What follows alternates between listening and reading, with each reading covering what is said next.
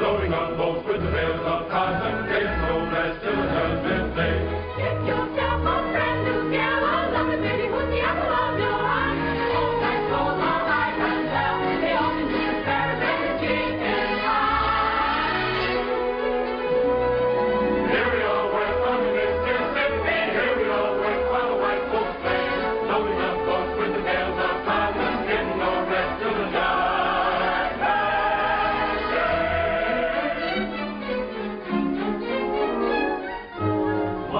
babies are there, the fairest of the fair, to southern beauty, every chorus loud. Clatter, you roll, oh goodness gracious, they're so flirtatious, you naughty Little women don't be timorous, you will find next things love, only makes a man more bold, these are not the days of old.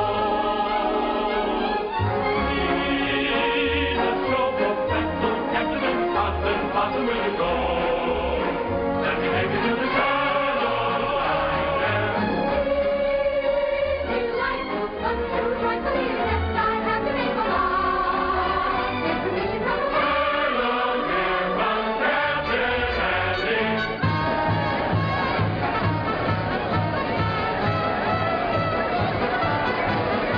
I have got such a wonderful show with the greatest of dramas and jolly comedies. Stephen Baker, the handsomest leading man, and beautiful Julie Laverne as well. Captain Blossom, Captain Andy's floating show. Thrills and laughter, concert after, everybody's sure to go. Captain Blossom, Captain Andy's floating show. Thrills and laughter,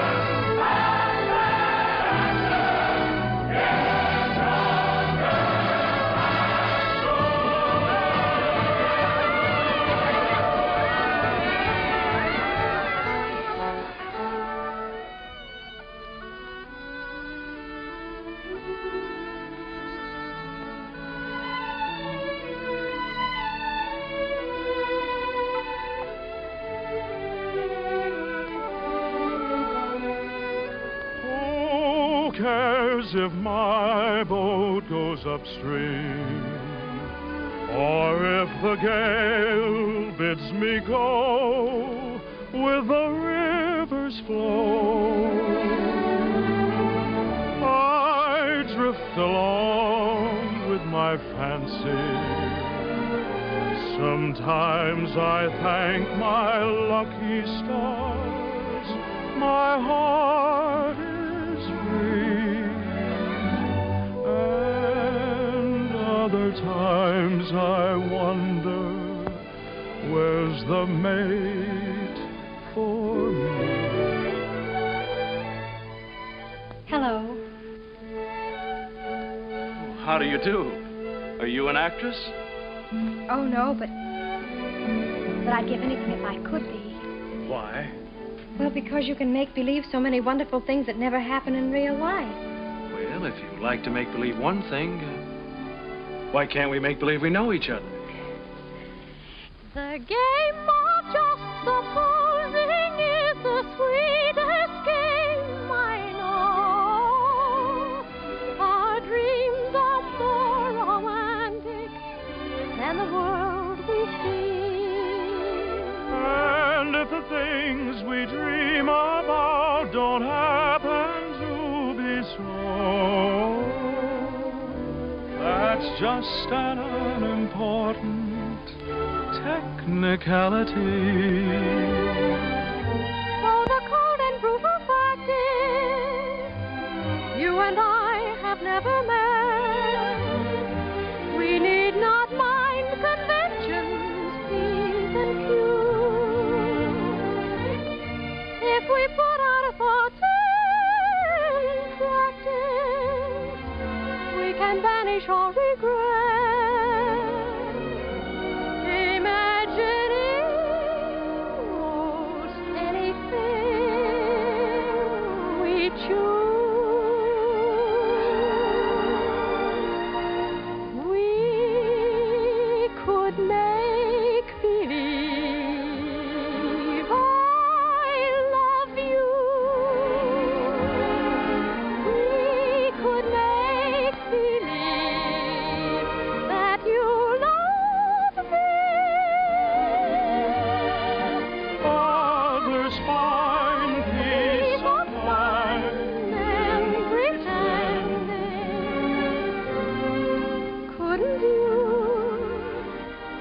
couldn't I?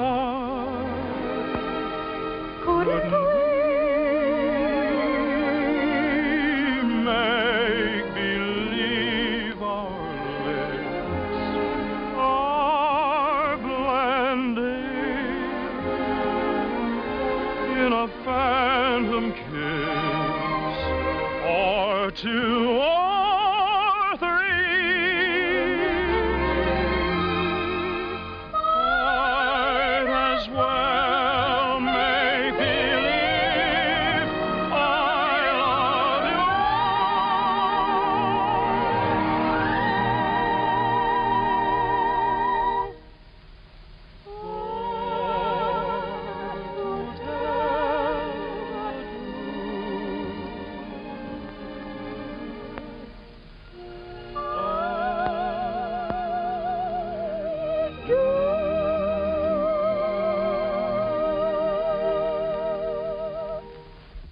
Magnolia?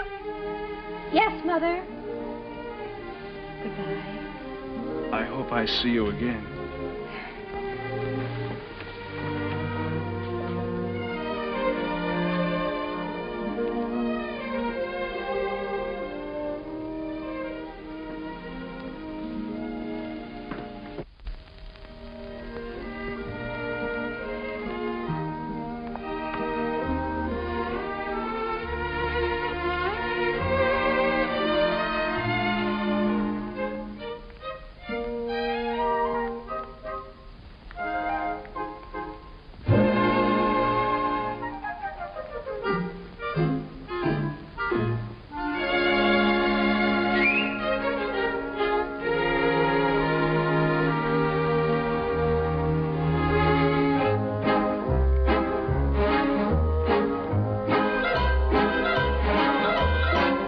Upon the wicked stage ain't ever what a girl supposes. Stage door Johnnies aren't raging over you with gems and roses. When you let a feller hold your hand, which means an extra beer or sandwich, everybody whispers ain't her life a whirl. Though you're warned against a ruining your reputation, when you played around the one-night trade around the great big nation, wild old men who give you jewels and sables only live in Aesop's fables. Life upon the wicked stage ain't nothing for a girl. Though we listen to you moan and grieve, you must pardon us if we do not believe you. There is no doubt you're crazy about your awful stage. Life upon the wicked stage ain't never what a girl supposes. Stage door Johnnies are raging over you with gems and roses. If some gentleman would talk with reason, I would cancel all next season. Life upon the wicked stage ain't nothing for a girl.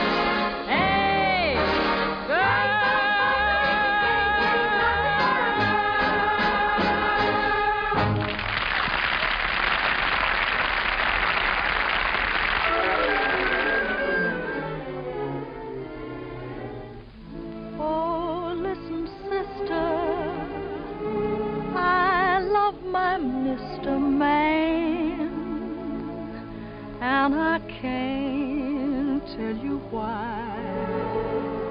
There ain't no reason for me to love that man.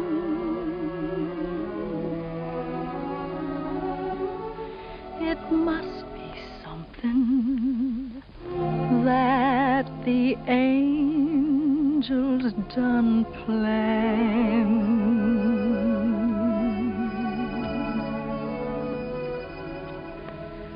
Fish gotta swim, birds gotta fly. I gotta love one man till I die. Can't help loving that man of mine.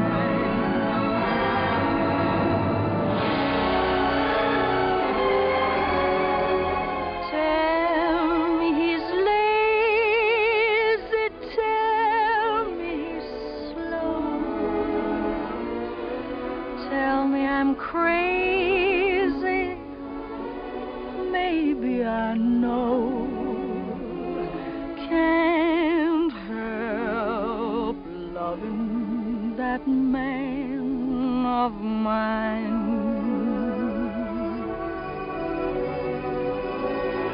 When he goes away, that's a rainy day. But when he comes back, that day is fine.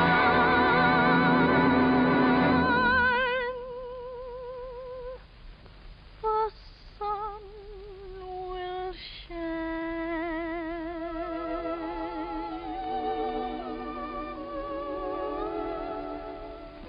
He can come home as late as can be.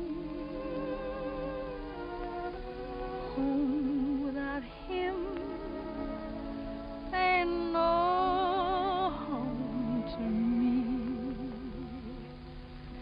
Can't help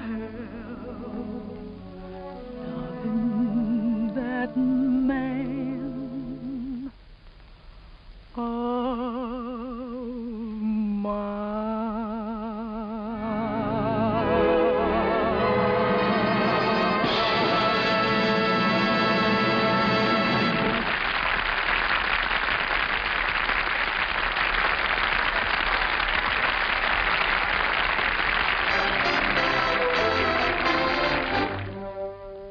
Old Man River, that old man River, he must know something, but don't say nothing.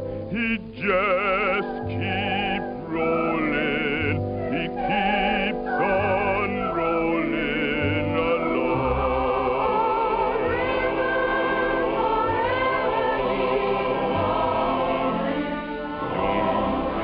Plantators, he don't plant cotton, and them that plant them is some forgotten. But old man River, he just keeps rolling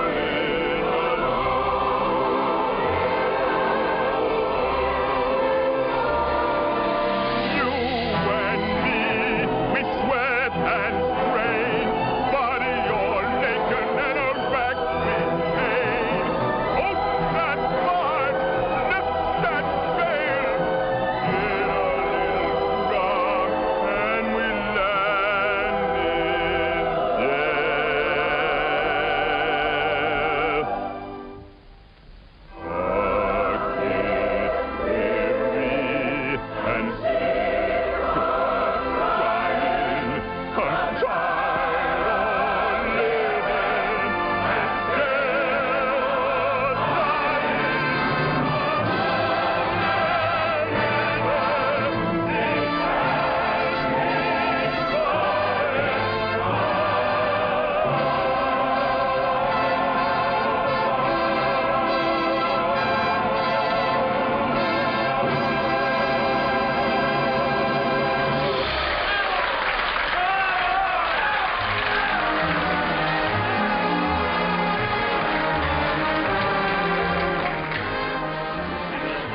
It'll run over a year. Well, over a year.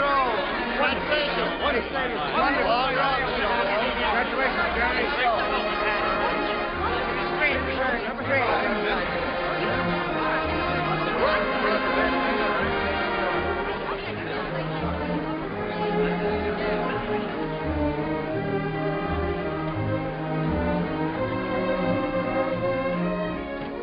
That was a swell show, Mr. Kine. Well, thank you, Joe. Where to? The Waldorf, Mr. Kine? What was that, Joe? that big shindig you're throwing for you. It's down at the Waldorf, ain't it, Mr. Kine? Yes. But first I'd like to stop off at the house of an old friend. Yes, sir. Just for a moment, Joe. Turn right at the next crossing. It's not very far. I'm looking for an old brownstone house. It was the home of a very great and good friend. Tonight during the show, I couldn't seem to get him off my mind. Yes, sir. And I'd like to be alone for a few minutes, Joe, before we go down to the Waldorf and face that crowd. Oh, I get you. It's like a minute of silence, something like that, huh? Yes, Joe, something like that. Here, stop here, Joe. Here at the corner? In front of that radio shop. Oh, there it is. See? You mean that lodging house sandwiched in there? Mm-hmm. Well, of course, it didn't have that room to let sign in the window then. And other than that, it hasn't changed very much. Well, the street has changed. It's changed quite a bit since I first walked down it years ago. Joe, you notice this radio shop? Well, that was a bicycle shop the first time I ever saw it. I remember the day very well. It was spring, and I might have been any American kid coming down that street. I had a song under my arm, my hopes were high, and the world was wonderful. I was ambitious, and I was eager, but I needed a little help. I'd been told that the best man to give it to me was a man by the name of Hessler, James Hessler.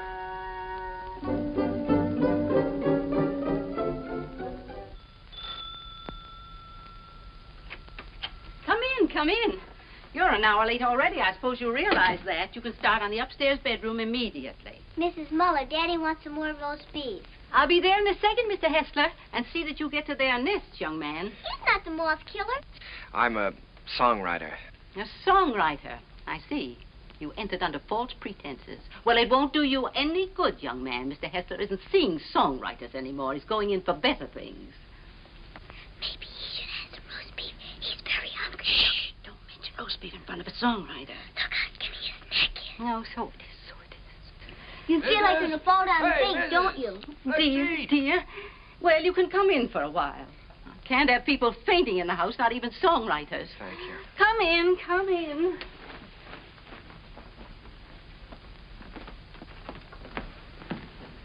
Daddy, he's starving to death. Mr. Hessler. Mr. Max. Yes, I know. Mr. Max Dreyfus of the Harms Company sent you. Written a little tune. He thinks it has possibilities if it's properly arranged. I'm to help you arrange it. Look how skinny his neck is, Daddy. Why, he said that, He told you that I was the greatest arranger in America, and I should give you a few lessons. Oh, my friend, he's right. There's only one catch. I've given up arranging. I'm through dressing up silly little tunes for girl shows and beer halls. I'm going to write some real music for a change. Oh, here, Mrs. Set it down here. The trouble with you songwriters is all you ever think about is making money. Here, sit down, have some roast beef. Oh, well, no, thank you. Go ahead, sit down. No, you never think of doing anything big, anything worthwhile, like Brahms or Puccini. No, don't sit down there, please. It's Mrs. Hessler's place, rest her soul. We always keep it set for her. Oh, I'm sorry. Yeah, sit down here. No, all you fellas want to do is write sugary little tunes and make a lot of money. Did you ever hear Beethoven's Eroica? Or Mozart's Jupiter? Didn't they do something to you? Great heavens, doesn't genius touch you fellas at all? Daddy's a genius. Yes, Daddy's a genius. No, my friend, in 3 weeks I'm going to England where I can work. I can have some peace and quiet. No mushy little melodies to be fancied up for public consumption. I'm going to write a symphony. Daddy's going to write an opera just for me. Here, go ahead, eat up. Maybe it'll give you some gumption. Well, I'm terribly sorry, Mr. Hessler. I had a big lunch with Mr. Dreyfus just before I left. It was roast beef, too. Yeah, well, Oh, what's the matter? Just because you're not hungry, you don't have to go, do you? Have some brandy with me. Help me celebrate my liberation from mediocrity. Mrs., get a couple of liqueur glasses, will you? Sally, will you show the gentleman into the parlor? I'm going upstairs and see if I can find that bottle of Napoleon. Have you a song in there? Mm-hmm. I'm taking piano lessons. Daddy wants me to be an opera singer when I grow up. Why don't you write an opera? Well, Sally, I'm afraid I only write the silly little tunes. You know, the ones your father doesn't like. Let me see if I can play your song. Do you mind? Oh, I wish you would. It's very easy. Here.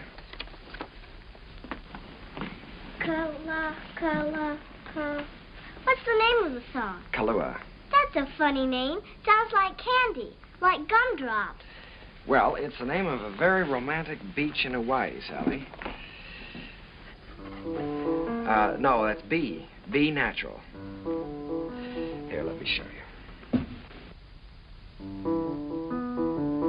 Now, here's the melody. Should be played with clarinets. Oh, no. Wait a minute. No, that's not right. You've got to use clarinets to play the vamp. Oh, I was thinking of using brass there. Brass and spoil your finish? Good heavens, man. You've always got to save the brass for the finish. Oh. Well, what do you think? Think? I know. This is a romantic song. Sit down. It's sentimental. You've got to start the melody off with your strings. Devisa, here, I'll show you. Start that vamp again, Sally.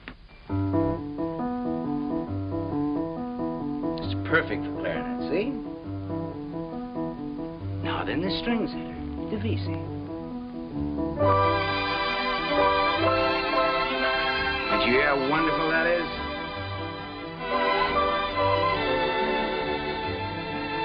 Now then add trombones, muted trombones.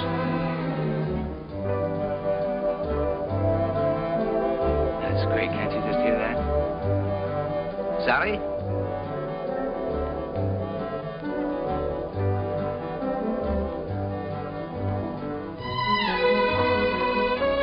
No, wait a minute. We ought to add flutes there. Light and easy.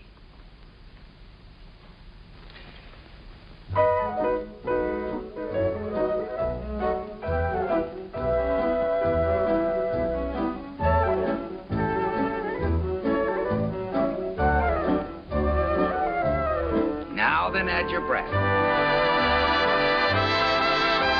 Your strings, too.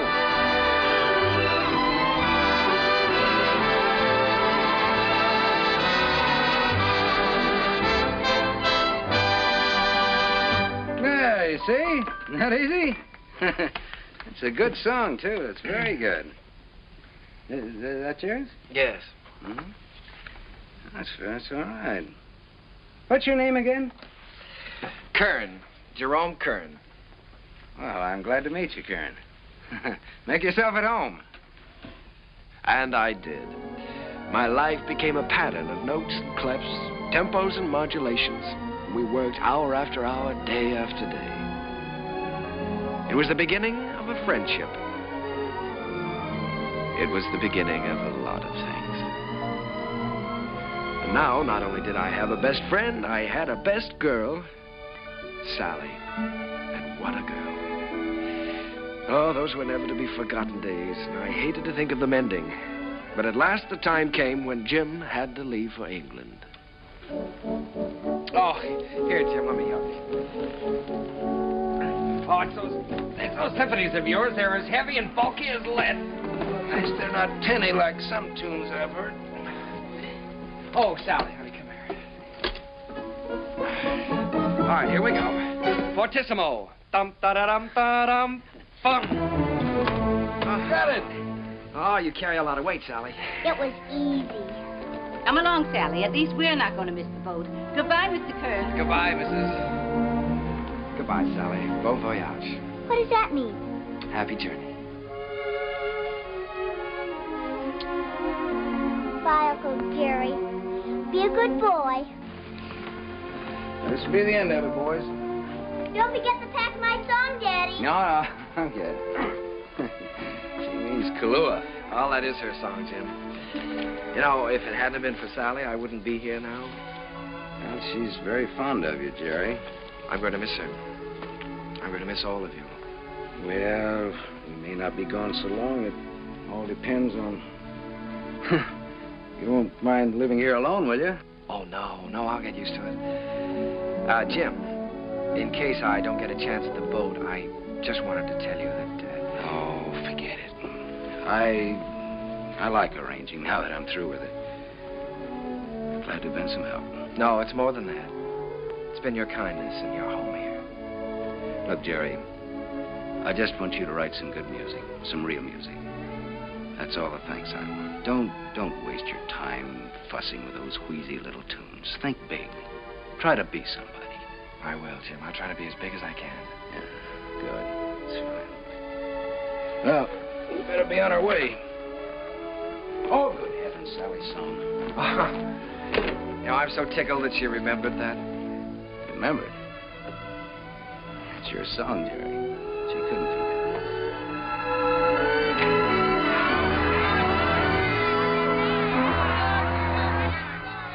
I stood there watching that boat pull out of the harbor, and I was lonelier than I'd ever been in my life.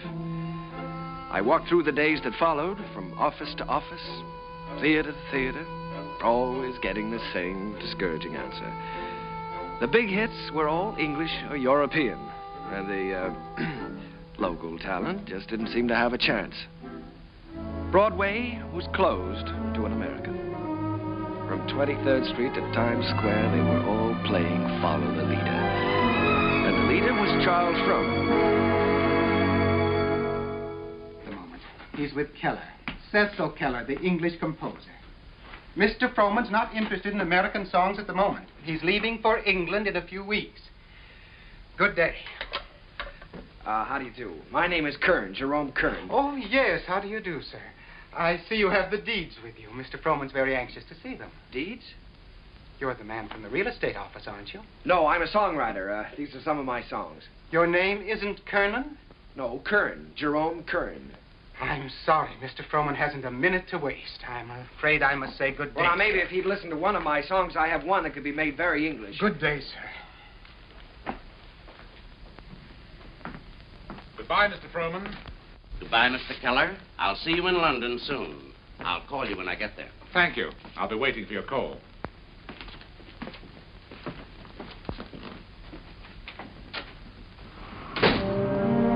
I made up my mind that I was going to try to write music with an English accent. So I sailed for London.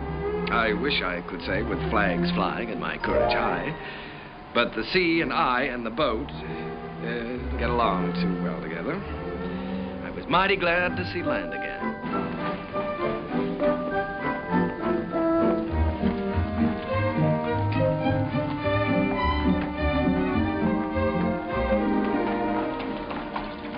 Excuse me, could you tell me where Mr. Hessler lives? Hessler? We have a Wesley and we have a Smith. No, Hessler. Mr. Jim Hessler. Uncle Jerry! Sally. Oh, honey, it's so good to see you. We didn't know you were coming. Well, I didn't know I was myself. Daddy will be so glad to see you. Come on, we live right over there. All right. Oh, Sally, you're getting prettier every day. I have a music teacher. Yeah.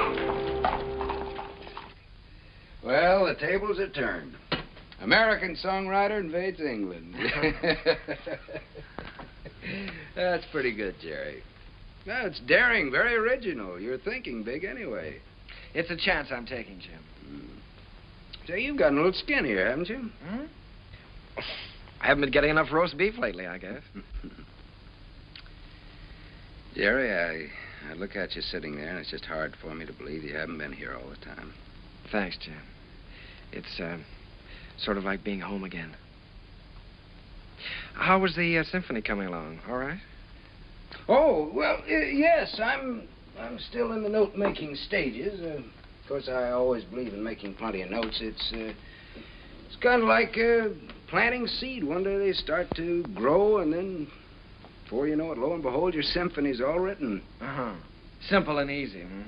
Not as difficult as writing those silly little tunes. Well, no, it's the quiet here that does it, Jerry. Peace in this place is just so thick that you can float on it. It's a rustic pastoral. Wait a minute, now, answer that telephone. Oh, the doorbell. Will you get the door, please? You've got to do something about that. Yeah. No, there's a picturesque pastoral. Hello. Who? Sometimes they're on backward. I can't. She's waiting for a piano lesson, sir. Oh, Mr. Edwards. Yeah, put him on. Come, Sally, it's time for Hello, George. When, my little Sally? Fine. I don't want to. Tomorrow? I'll be glad to. I'm not going to have a lesson. For dinner, good. Hester, you behave yourself. All right, I'll be there. Bye-bye. George Edwards. The producer? Yes, he wants me to come up and sit in on a rehearsal of a new I show. don't want to take that piano lesson. Uncle Jerry's here. You've got to talk to your daughter. I can't do a thing with her anymore. Well, this is Uncle Jerry's first day here, and I shouldn't be made to take lessons, should I? Should I, Uncle Jerry? Well, I think you should have one day off, maybe, huh? That's the end of her. There was some hope for her until her Uncle Jerry arrived. Now she's spoiled for good and all. Come, we get ourselves a cup of tea. you know, Sally, I'm inclined to agree with you. I think Uncle Jerry's arrival does call for a celebration. Now, what'll it be? London or the fair? Oh, the fair, Daddy. Please, the fair. All right. The fair it is.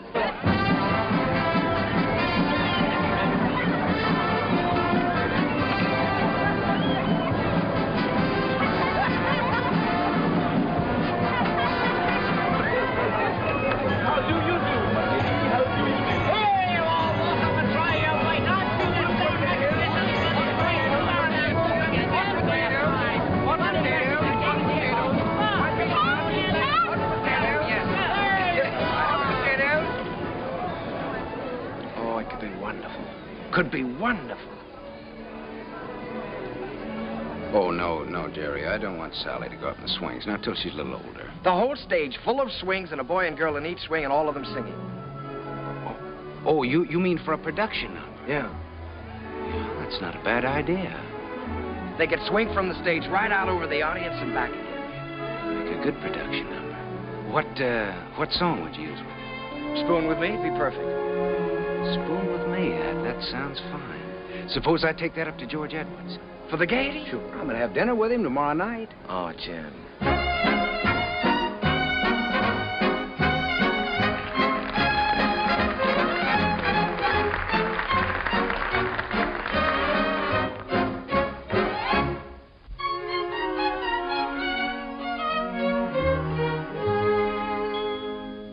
I don't know why I am so very shy. I always was demure. I never knew what silly lovers do. No flirting I'd endure. In all my life I never kissed a man. I never winked my eye. But now at last I'm going to break the ice. So how'd you like to try? How'd you like to spoon with me?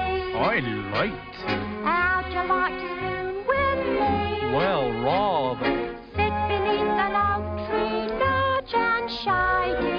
Call me little Tootsie Woodsy baby. How'd you like to hug and squeeze? Indeed, I would. Dangle me upon your knee. If I could. How'd you like to be my lovely darling?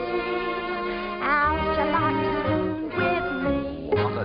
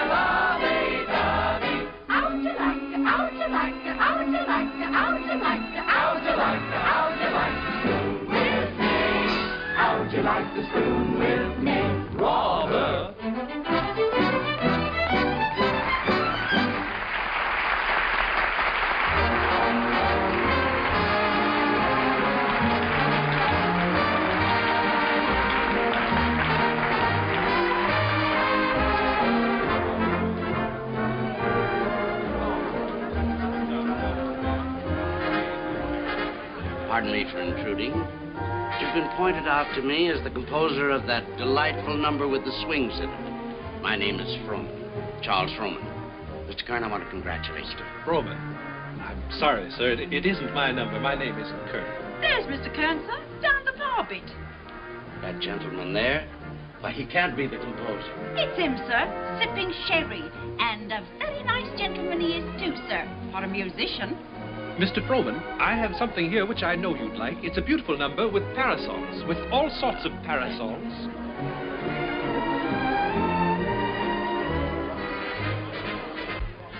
Mr. Kern? Oh, Mr. Froman, how do you do? I'm very glad to know you. Mr. Kern, I want to tell you I think your swing number is delightful. It has such beautiful English charm to it, really delightful. Oh, by Jove, Mr. Froman, that's rather nice of you. It's a pleasure to know you, Mr. Kern. You know, you fellas over here have a style all your own. As English as the scent of the May blossoms. Would you join me in a glass of sherry? Righto. Miss.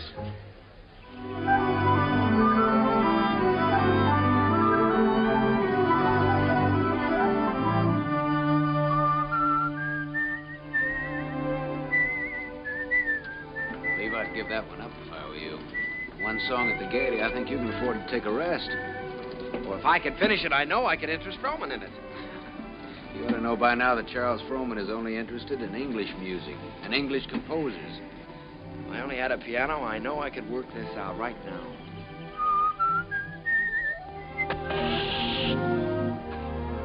Flat. Well, it looks like you do have a little work to do. That town we passed wasn't very far back, was it? No, not very. Well, let me take your bike, and I'll go back and see if I can buy a repair kit. No, I think I'd better go. I can talk with the natives better than you can. Well, let me do it. I can use my accent on them. That's just what I was afraid of. No, you wait here and whistle yourself a little tune till I come back. Make sure you can find this place again. I'll find it.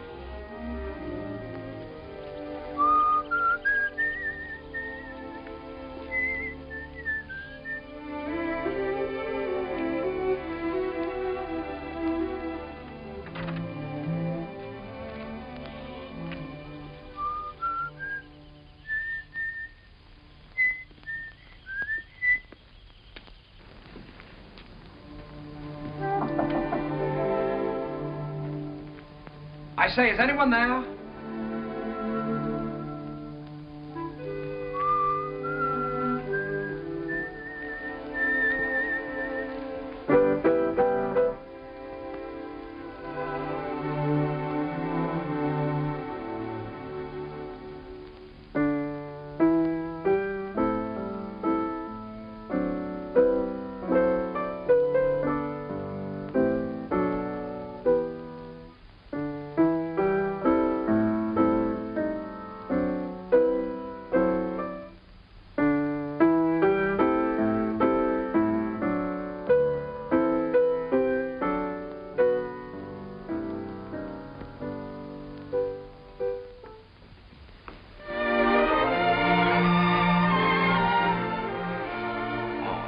How do you do? Did Mr. Timkins send you? Well, I was passing by on my bike, and I got a flat tire, and, well, then you don't work for Mr. Timkins. No, I happened to notice your piano through the window, so I thought I'd come in and try out a little tune. I see. For a minute, I thought you were the piano tuner. No. Well, I'd better go before the owners... what do you do here? Gardening? A little. Oh.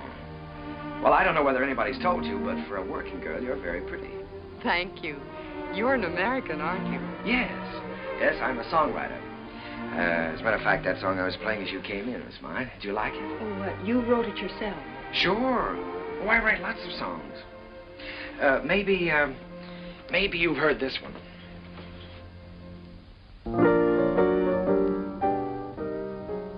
Why, that's from the Gaieties. Everybody's singing it. Uh-huh. Now, this is the one I was working on.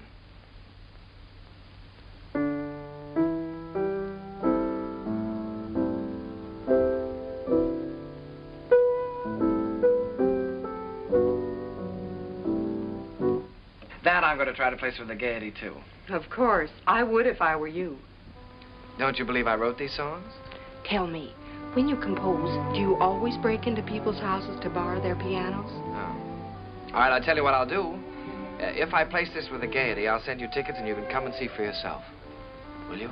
I'll tell you when I get the tickets. I beg your pardon, miss, but your mother would like to speak to you. She's in the upstairs sitting room. Thank you, Katie. I'll be right up. Well, I'm terribly sorry. But I still wrote those songs. And I'll still be waiting for the tickets. Will you? Wonderful. I won't forget.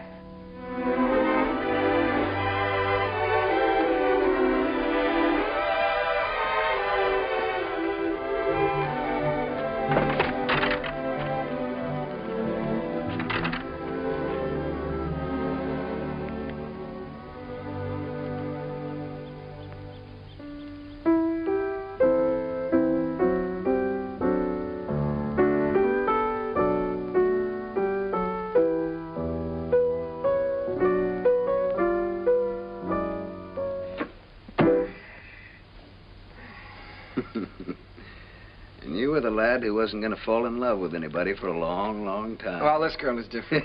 Sure, I know. Well, now, don't joke about it. It's serious. Don't you believe me?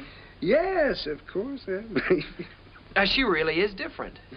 I know. Her hair is like spun gold shining in the sunlight. Well, I don't know about her hair. She had a kerchief on, but her eyes were like pools in the starlight. I see. Even with her working clothes on, she's the prettiest girl I've ever seen. I'm sure of it. Seriously, Jim, don't you believe me? Yes, Jerry, I believe you. It's spring, isn't it? And tomorrow morning, I think I'm going to give you a great big dose of sulfur and molasses. Good night.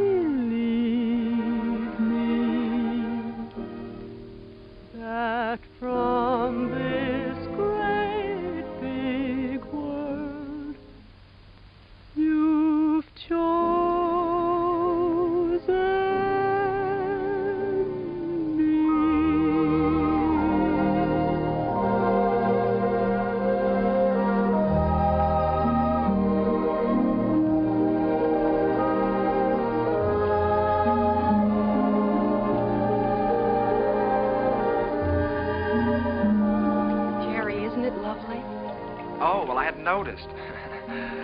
When I look at you, I can't seem to see anything else. Oh, writing songs again. Perhaps we better stop and have lunch. All right. You can move in under those trees there. Isn't it a beautiful day? Beautiful.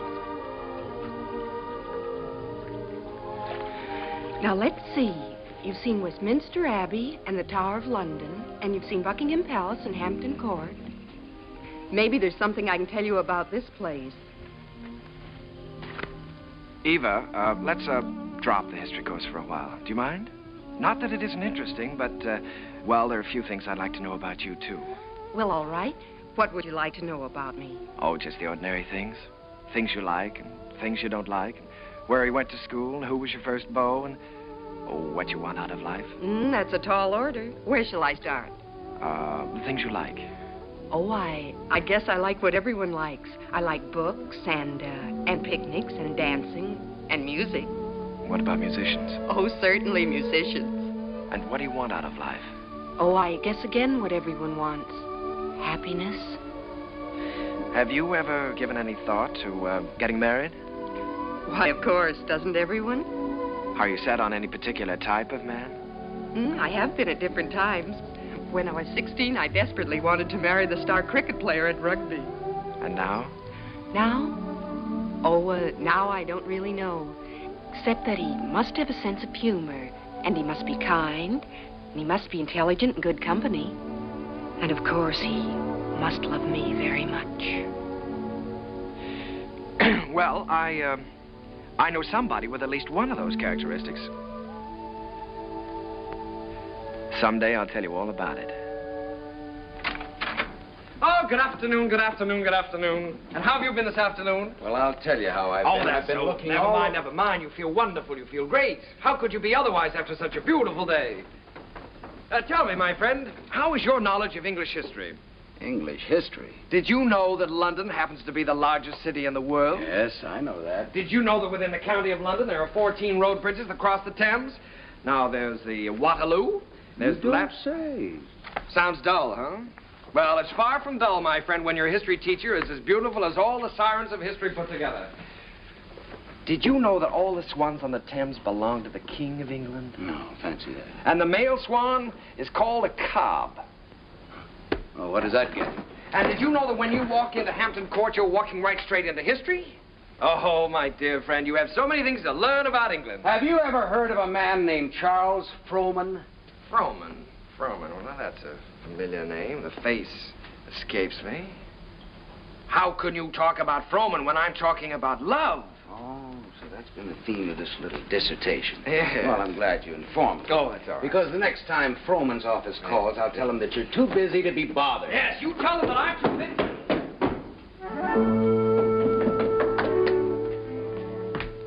Did you say the next time Frohman's office calls? That's what I said. They've been calling you all day. But why should I bore you with such trivial details? Well, what do they want? No, dear friend, you return to your archives. Why think of the future when the past is so glorious? Oh, come on, now quit clowning. What happened? Nothing. Frohman just wants you to write 4 songs for his new show. If, of course, you can spare the time. Well, why didn't you tell me about it? Why didn't I tell you about it? Well, come on, let's get going. There's no time. We've got to do that on the ship. On the what?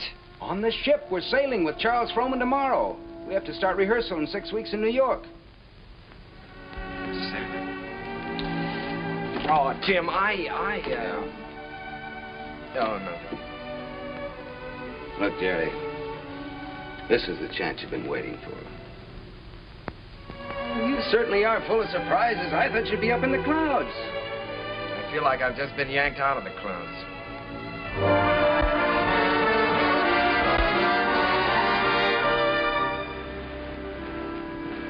Jerry, aren't you coming down for lunch? No, Jim, I'm not very hungry. Now, look, you've got to snap out of this. It isn't the end of the world, it's the beginning. Here you are on your way back home with a Charles Frohman contract in your pocket. Why, you ought to feel wonderful.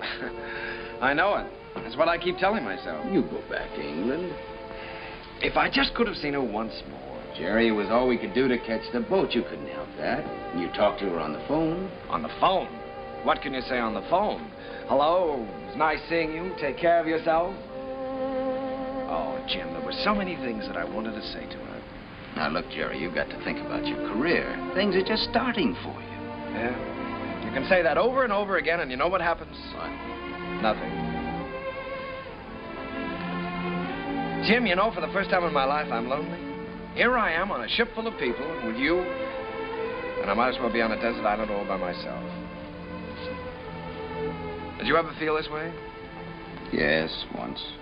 What did you do about it? I married the girl. Oh, hello, Mr. Frohman. Hello there. Been looking for you two. You weren't down to breakfast. No, the first day out is always a little rough on me. Good Englishman should have his sea legs by now. Come and have lunch with me. Mr. Froman, there's something I must tell you. I'm not an Englishman. Mr. Kern, there's something I must tell you. I never thought that you were. At least not after the first 15 minutes. Matter of fact, I'm very proud to be able to present a new American composer to Broadway. Thank you, Mr. Froman. I have a lot of faith in you, Jerry. Just received a wireless from Julia Sanderson. She's accepted the part of the girl from Utah. Wonderful. Now I've got to have a great song for her. If it's a love song, he's got one.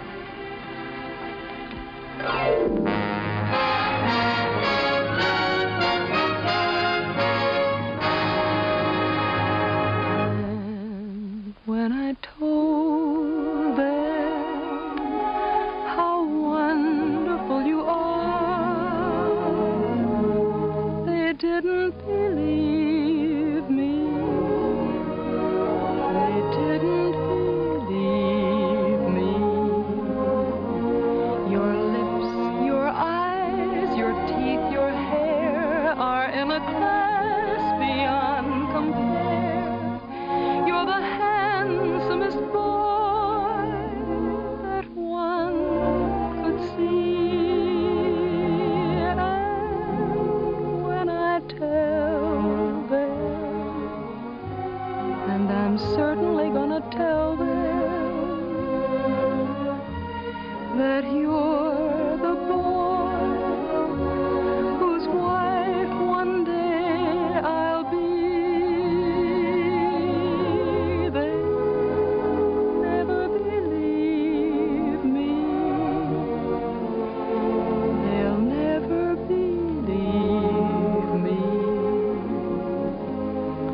That from this great big world you've chosen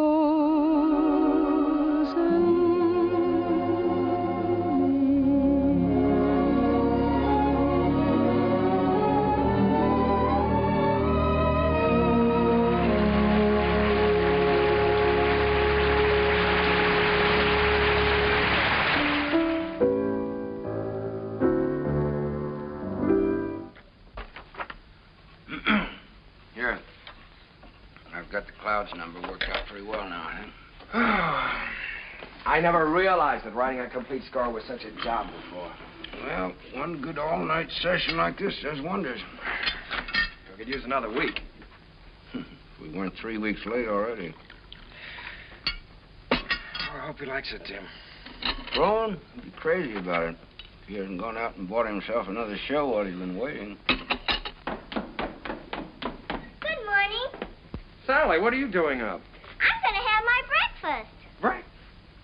It isn't morning already. No, it can't be. Sally, you'll be late for school. I'm coming. Say, Jim, don't you think I better call Froman's secretary and get an appointment? You better call him at home. It's a little early. Good morning. Bryant, 2446, please. Do you think it's in good enough condition for him to hear? Oh, yeah, sure. It's in good shape for a first draft. Hello, this is Kern, Jerry Kern. Mr. Froman was expecting me to call today about an appointment. He's leaving for England. Well, but he promised that he was going to listen to my show, Oh Boy, for his next production. Sales today. Oh, all right, thanks. Well, that's it. He's gone over to buy himself another English show. Well, he can't. No? No, he can't. We worked like dogs on this score, Jim. And I had all my plans made, too. After he bought it, I was going to jump the next boat for England. I'd forgotten about that young lady. Wait a minute. I've got an idea. My passport is still good. Why don't I take the same boat he's taking today? Wonderful. Get him on board ship and he can't get away from you. That's right. Then I can sell him the show. Wonderful. Then I can go and see Eva. Sure. You can get married. Well, yeah, probably have to ask her first. Well, that's an idea. Well, I'll go and phone the steamship company. Right, I'll go back. Driver, you think you can make it all right? If we get a break in traffic and the old engine holds out. Oh, Uncle Jerry. Jerry, come on now. We've only got a few minutes. Jerry, if you want to miss that boat, come on here.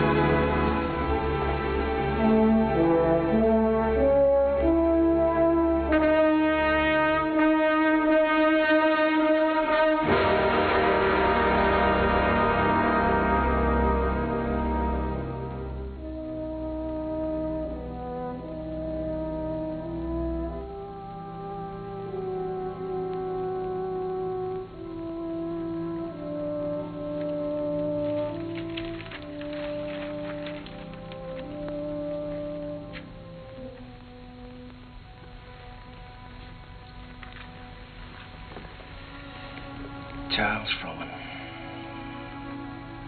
It's like watching an era crumble in front of him. The theater's gonna miss him. Yeah.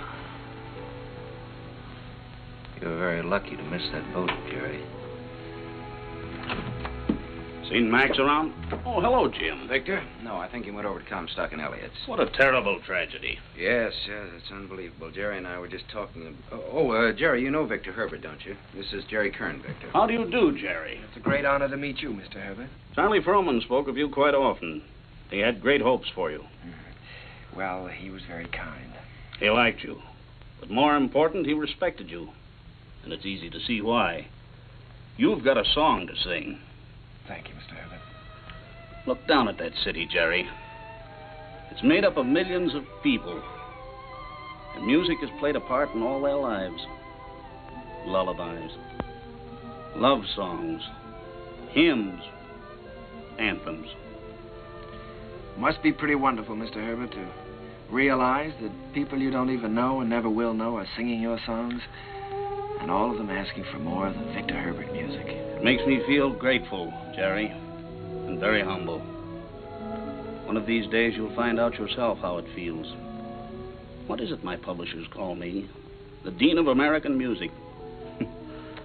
Well, I think you're going to be the next dean. One thing I must admit, you've got a better figure for it. Keep writing, boy. Don't let anything stop you. Good night. Good night, Mr. Herbert. Night, Victor. Good night, Jim.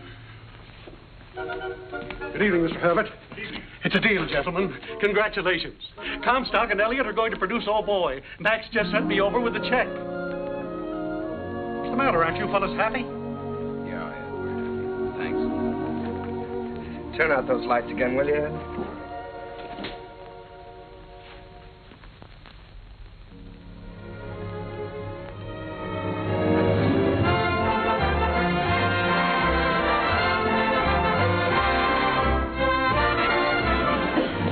Well, there it is in lights. How does it feel? Well, it feels pretty good. If I could just get rid of some of these butterflies in my stomach. How do you feel? Well, I've got a little butterfly trouble myself.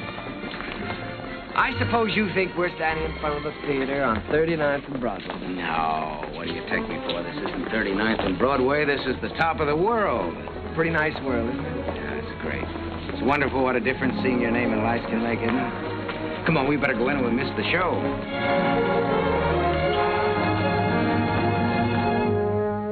The rain comes a pitter-patter, and I'd like to be safe in bed. Skies are weeping while the world is sleeping, trouble heaping on our heads. It is vain to remain and chatter, and to wait for a clearer sky. Helter-skelter, I must fly for shelter till the clouds roll by.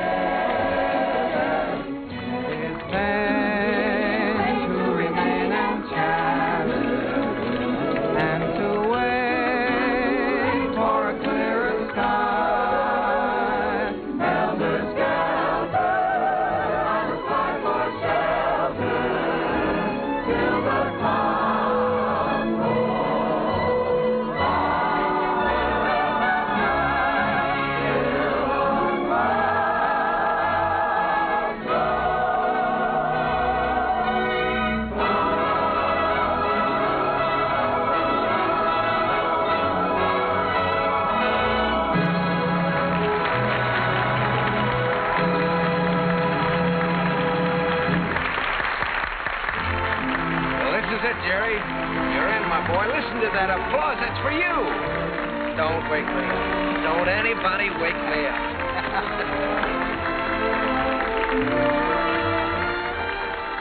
Figured out how you're going to spend your money yet? Well, for one thing, I think I'll buy an interest in Harms. For another... You think you might take a little ocean voyage? Well, good luck. I don't see how she can possibly say no. No, that's what I'm worried about. I'm afraid she is going to say no, Jim. You know, I can't get her out of my mind. She's... Yeah, I know. I've been through this before. She's everything you've ever dreamed of on this earth. She's everything I've ever dreamed of in heaven.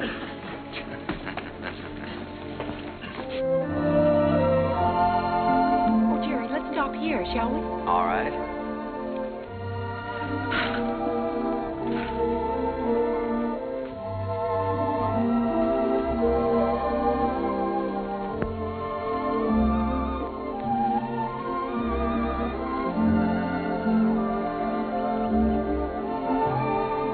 Jerry.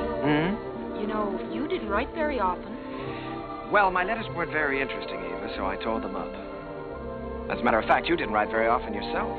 A lady doesn't correspond with a gentleman, unless it's a reason other than a personal one. Oh, well, now, doesn't that sound a little silly to you? No, it sounds altogether fitting and proper. Oh. You want to fight? A lady doesn't fight. Well, what does a lady do? Oh, you're impossible. Well, you're right. If I were you, I'd have nothing to do with me. In fact, if I were you, when I ask you to marry me, I'd say no. Just on the grounds that a lady never says yes. Now, see here. Are you going to ask me to marry you? Might, with a little encouragement. A lady doesn't... In my country, if a lady wants to be asked, she has to be encouraging. In my country... In your country? What in your country? Well, there are proper ways to go about such things in every country. Oh. Well, then let me put it this way. From the very first moment I saw you, when you walked in from the garden, I knew that out of all the women in the world, I'd finally found the right one, the only one. I wanted to tell you then. I wanted to say, hello, funny face. I don't know your name or anything about you, but I've loved you all my life. You were my first school teacher, my first date, the first girl I ever kissed, and everything in the world to me. You see, I recognized you immediately. You thought all that? That's right. I stood there thinking that, wondering what you'd do if I kissed you. What would you have done? What would you do now?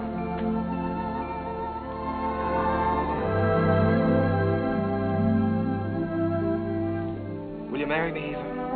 Thank you so much. I'd love to. Hello, Mrs. Kern. Hello, my darling.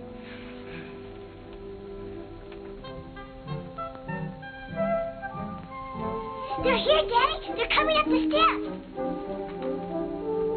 Welcome home. Jim!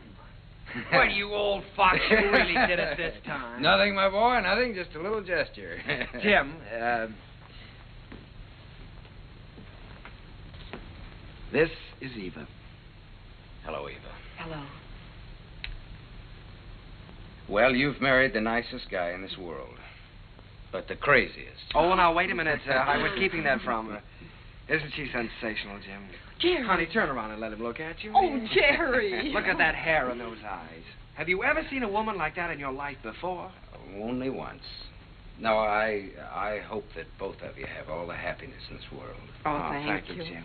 I think we have already. Forgetting me and the music. Oh, Sally, yes, I'm sorry, dear. Sally. On behalf of my father, Jim Hessler, and myself.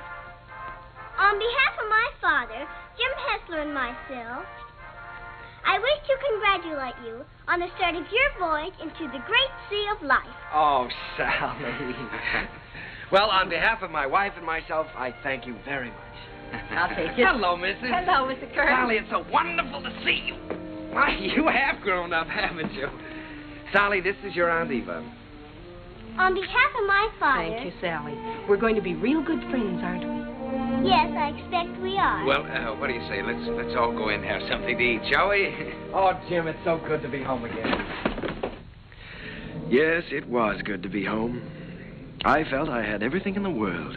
Happiness, success, and the wife I had dreamed about. I wanted to put it all into music. Eva's smile and her eyes and what it meant to be with her. And at last it seemed to me that the clouds had rolled by. First, there was Leave It to Jane.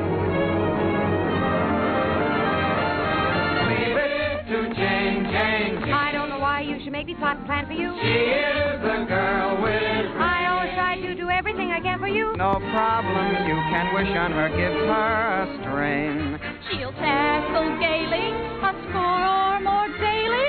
If something is on your mind, And I can see that there is not a dot of it. comfort you soon will find. Leave it to me, I will soon get you out of it. If you have started worrying, kindly refrain and just hand over the whole thing to Jane.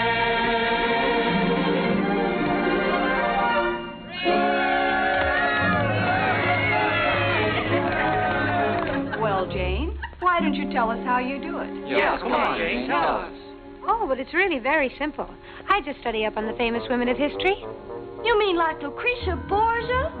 Well, no, not exactly. Listen. In days of old, beside the Nile, a famous queen there dwelt. Her clothes were few, but full of style, her figure slim and svelte. On every man that wandered by, she pulled the cedar barra eye. And everyone observed with awe that her work was swift, but never raw. I'd be like Cleopatra if I could have my way. Each man she met, she wed and kissed, and she dozens on her waiting list. I wish that I had lived there beside the pyramid. For a girl today don't get the scope that Cleopatra did.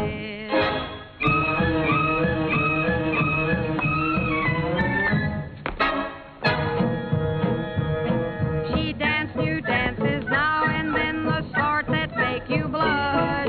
Each time she did them, scores of men got injured in the rush. They'd stand there gaping in a line and watch her agitate her spine.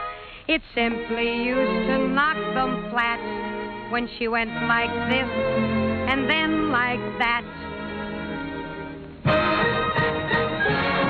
That dancing Cleopatra was always on the spot. She gave those poor Egyptian kings something else to watch besides the Sphinx. Mark Antony admitted that what first made him skid was the wibbly wobbly wibbly dance that Cleopatra did.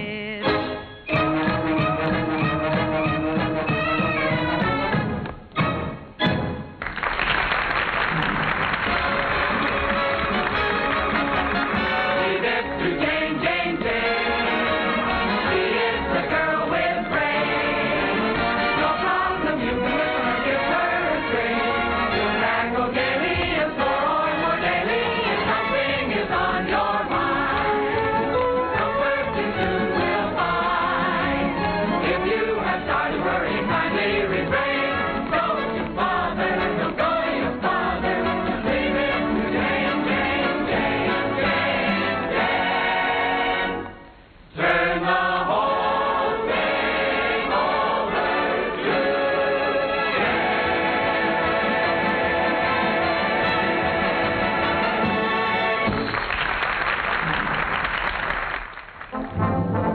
Once again, Broadway belonged to the Americans. To George M. Cohan, Irving Berlin, George Gershwin, Vincent Youm, Buddy DeSilva. I was working in mighty great company. And in one of my own shows, Sally, I was fortunate enough to have the reigning queen of the era, the wistful, lovely, unforgettable Marilyn Miller.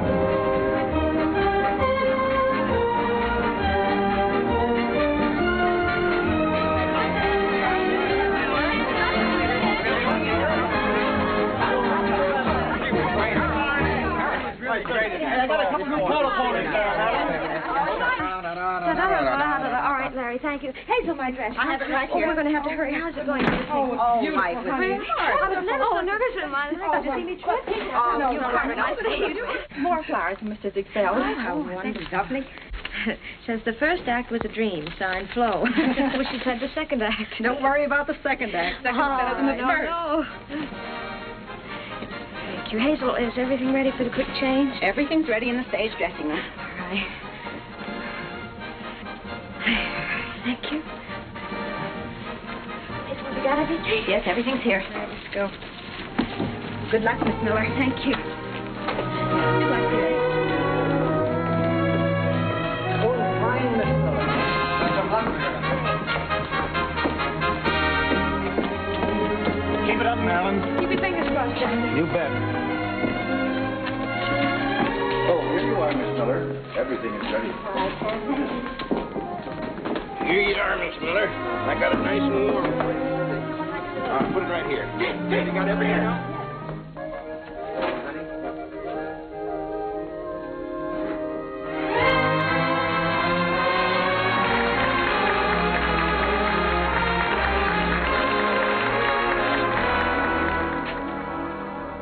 As I wash my dishes, I'll be following a plan till I see the brightness in every pot and pan.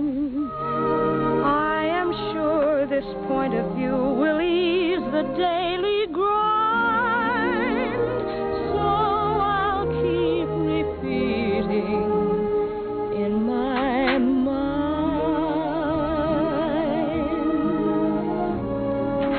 Look for the silver lining whene'er a cloud appears in the blue.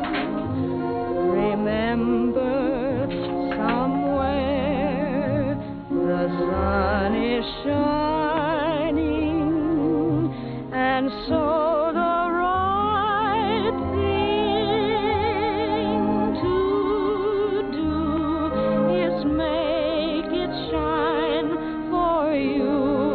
A heart full of joy and gladness will always banish sadness and strife. So always look for the silver lining and try to find the sunny side of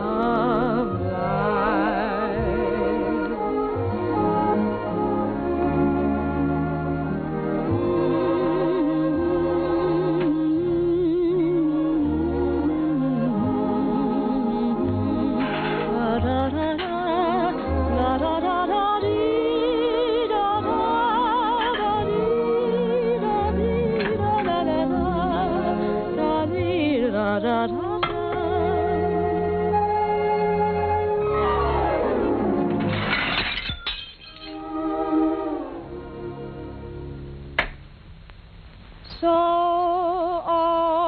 always look for the silver lining and try to find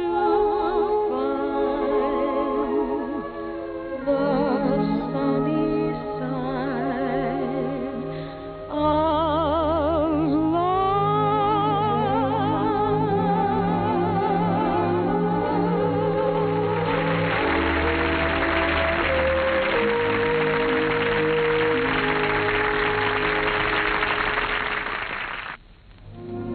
I never thought I'd ever keep a scrapbook, but it was nice to know that people were singing my songs and asking for more.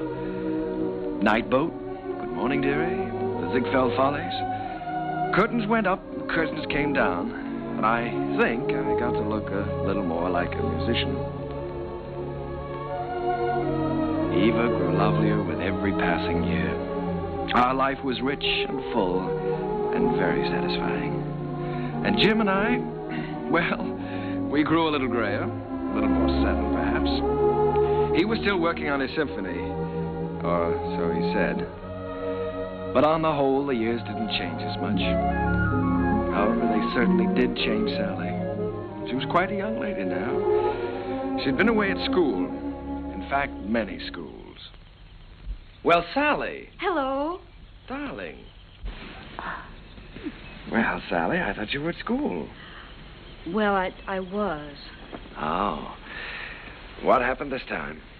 I just can't stand that school anymore, Uncle Jerry. I've left, and I'm not going back.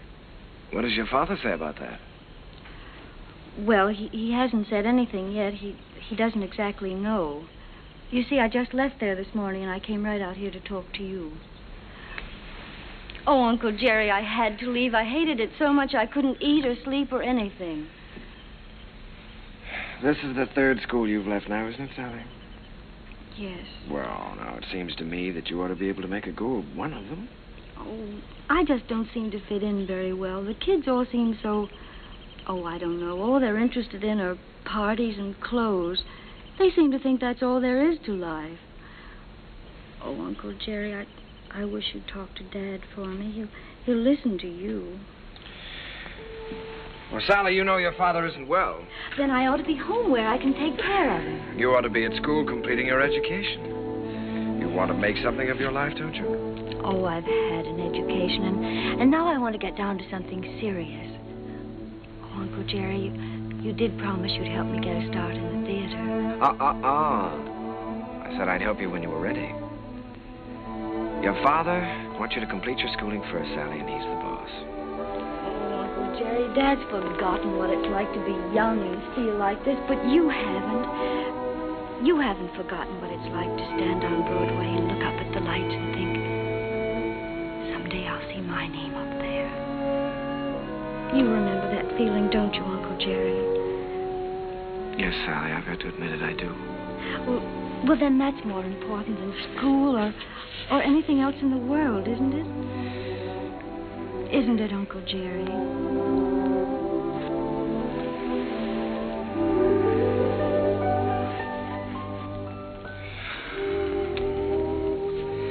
It's the third time, Jerry.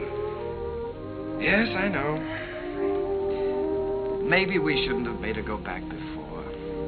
After all, if she hates it so much. Oh, Jerry, you can't keep on running away from things all your life. It's time Sally found that out. Well, you can't live another person's life for them either, Jim. It isn't fair.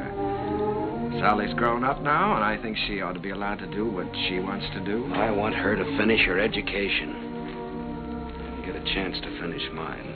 I always said that any kid of mine was going to get the right start in life. Well, what's right for one person isn't always right for another, Jim. You know that. Jerry, the trouble with that girl is she's just plain stage-struck. She comes by that honestly enough, doesn't she? Remember how we used to pound the sidewalks and knock on doors? Nobody could stop us. Goodness only knows enough people tried to. Remember how thrilled we were when we finally realized we were in? So what right have you or I to interfere with Sally? Yeah. Well, what are we going to do, Jerry? I'd give her a part in Sunny. So cast. Part of Gwen hasn't been cast yet? Gwen, well, it's only one line. Gwen is going to have a song. The doctor's here, Mr. Hester. Oh, fine, Miss. Doctor, I'll be with you upstairs in just a minute. Good evening, Mr. Kerr. Hello, Doctor. You know, when you get to be my age, you start collecting pills. Well,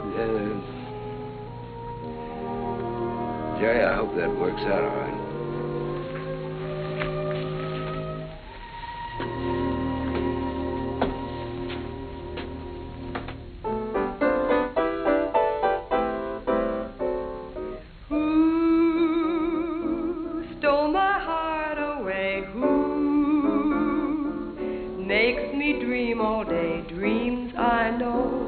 Can never be true. Seems as though I'll ever be blue.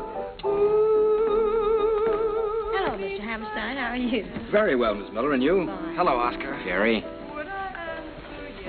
This is a charming number. I was just telling Jerry how much I liked it. What a fine lyric you've written. Oh, thanks.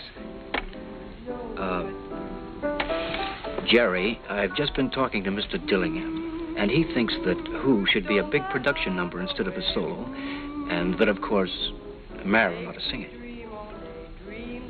Oh. Well, then, of course, we'll have to do it. It puts me in rather a tough position, though, Oscar.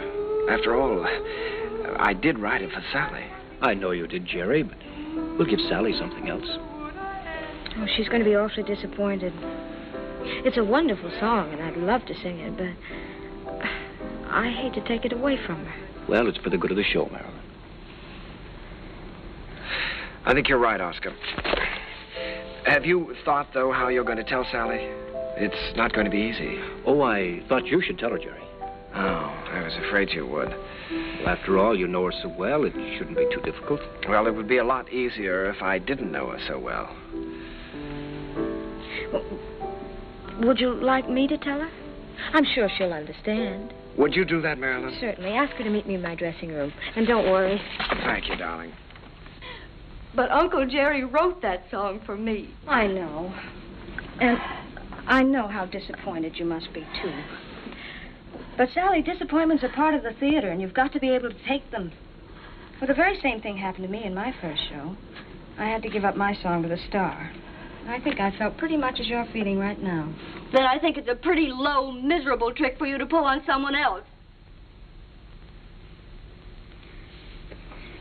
Sally, listen to me a minute. This is your first show. You're just starting. Now, there are going to be a good many songs and a good many shows for you. It may be difficult for you to understand now, but one day you'll realize you've got to give and take, whether you like it or not. I'll never take a song away from anyone else, especially if it's their first real chance. Sally, please don't put this on a personal basis. I don't want to take the song away from you. Then why are you doing it? Mr. Dillingham thinks it's best for the show. And what's best for the show is more important than what I want or you want or any personal feelings involved. Don't you see that, Sally? Yes, I see it all right. You're trying to take my song away from me, and you aren't going to get away with it. Uncle Jerry wrote that song for me, and I'm going to sing it. I don't care whether you are the star. You're not going to take it away from me. Sally. She can't have my song, Uncle Jerry. Don't let her talk you into it. I don't care what happens. She can't have my song.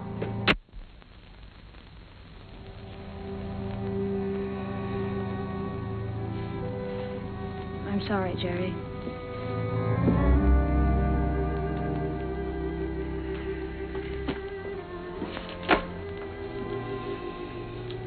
What is it, Sally? Am I still in the show, Uncle Jerry? If you want to be, you won't have a song, though. He took my song away from me, the song you wrote for me. Sally, there's a little thing called the good of the show. Apparently the show didn't seem very important to you this afternoon. Not important? You didn't care what happened to the show just so long as you got your way.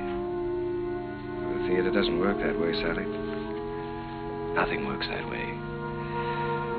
I learned something today. I suddenly realized that you're not ready for the theater yet. Not ready? No. All you have to offer is a small talent, a great deal of conceit, in return for which you want success.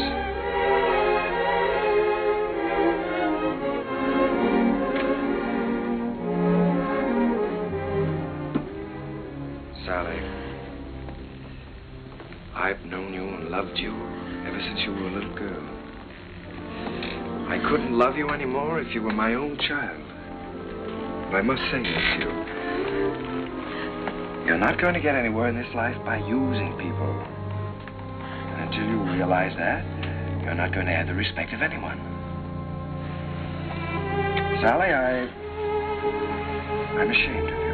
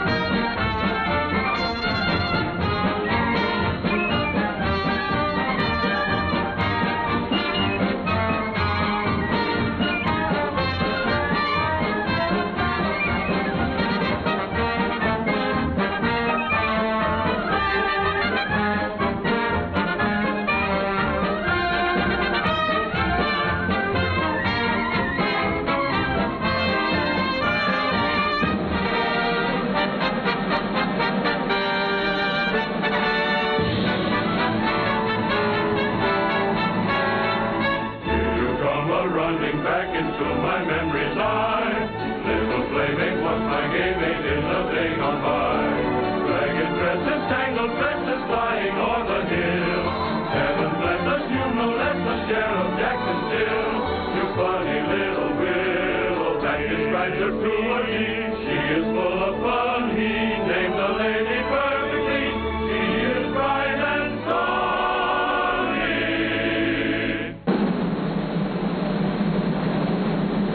Never comb your hair, sonny. Leave the breezes there, sonny. Let your stockings fall down for shocking. The sound is all that you do. Smiling all the while, cowboy. Where'd you get your smile from, boy? Little sunny girl, be my honey girl, sunny.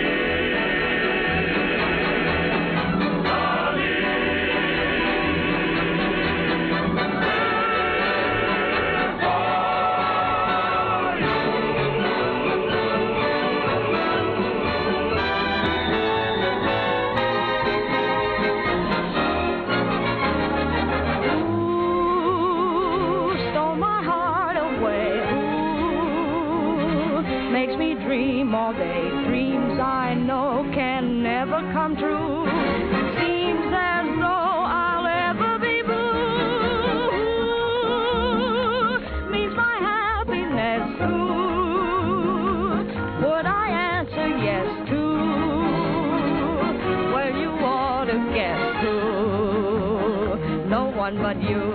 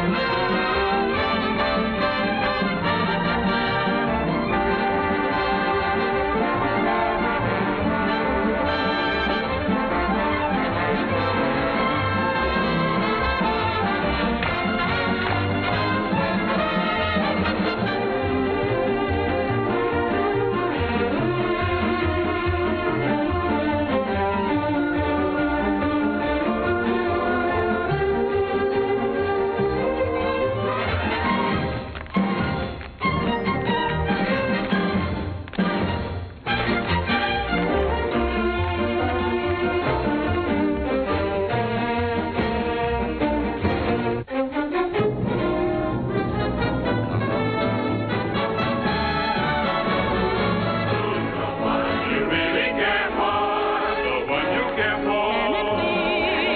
Can it be? Can it be? Can it be? So can it be? Never guess who has stolen my heart away. Makes me dream of dreams I know can never come true. Seems as though I'll ever be blue. Means my happiness too. I answer yes to. Well, you ought to guess who. No one but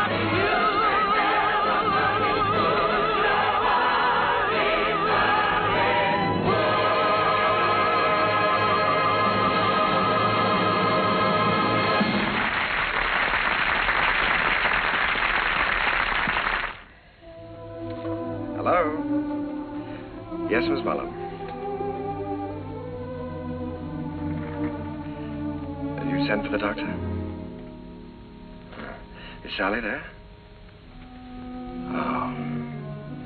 Well, you be sure he stays in bed, Miss Mullen. I'll be right over.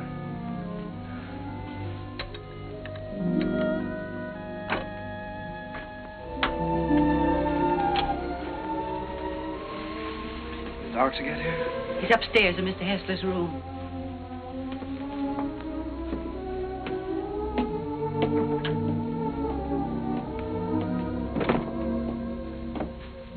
It's his heart. I wouldn't stay very long. Mr. Hessler could use a little rest.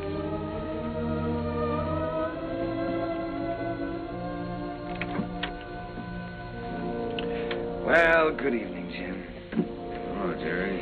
We missed you at the theater tonight. How are you? Sally's gone, Jerry. Yes, I know. Mrs. Muller told me. She didn't come down for dinner, so went up to her room.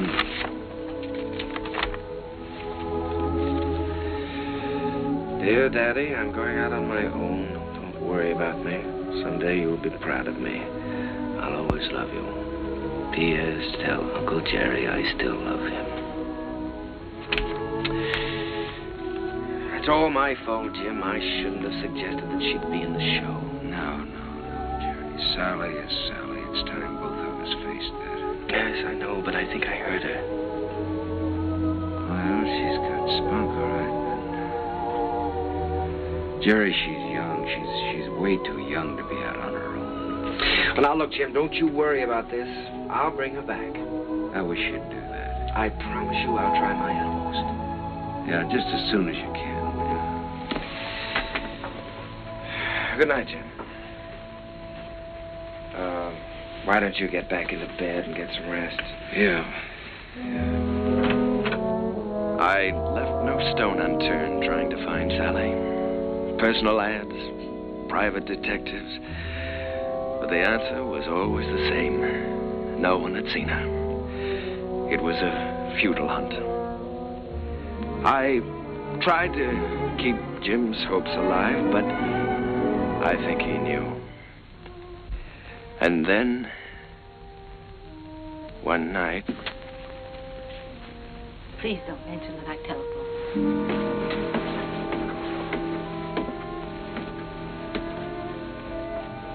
I think, Mr. Kern, you'd better go up right away. He's been asking for you.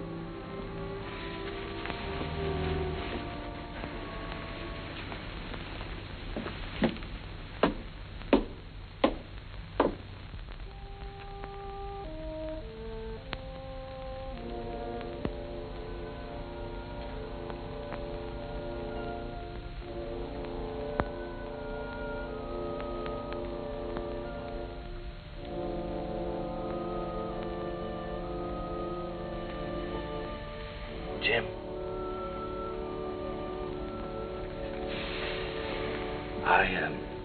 I was just driving by. I thought I'd drop in and say hello. Yeah. You forget I've known you a long time. Feeling better, aren't you? Yeah, I'm fine. That's good. All you need now is a little rest. Kind of quiet around here now. Yes, it is, but things will be popping again just as soon as Sally comes back. Have you heard from her, Jerry? No, not directly.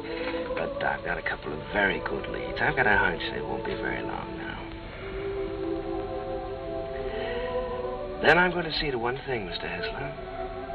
You're going to finish that symphony. I've kept you from that too long now. I forgot about that symphony. Forgot about it years ago. Well, what about your notes? I never made any notes. I was just posing as usual. You know, I used to go around hollering about being a genius. You are a genius, Jim. And you with your wheezy little tunes. You were writing the real music. The folk music of America. Thanks, Jerry, for letting me kind of stick around. No, wait a minute. Let's get something straight, Jim. I didn't let you hang around. If it hadn't been for you and your faith in me, I would have quit half a dozen times, you know that. And if we're going to start handing out bouquets, I just want you to know that I don't know where to begin to thank you.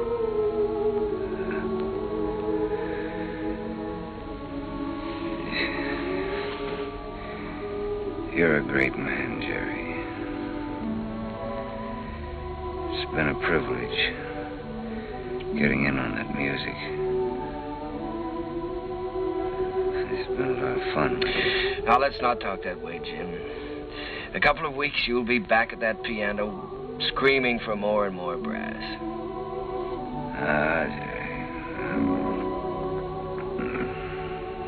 This looks like the time for strings. Jerry, if I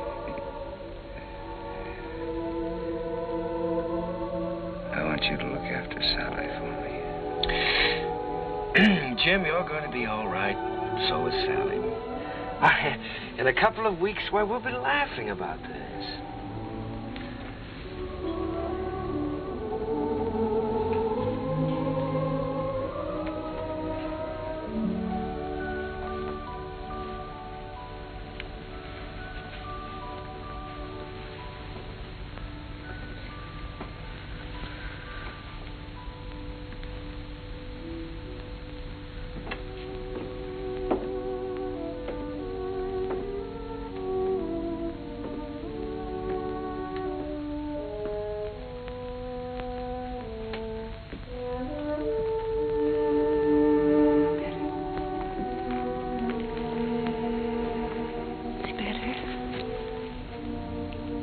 Perhaps if I made some coffee.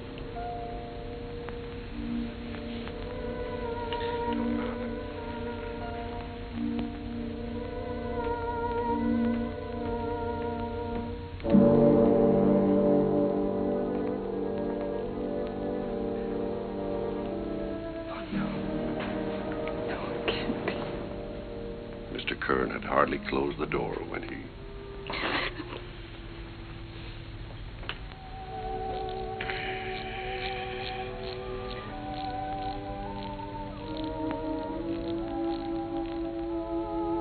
I was completely lost, completely helpless.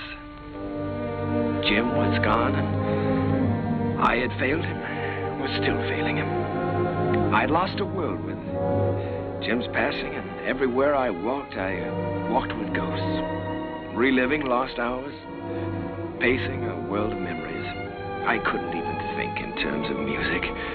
I began to feel that I might never write again.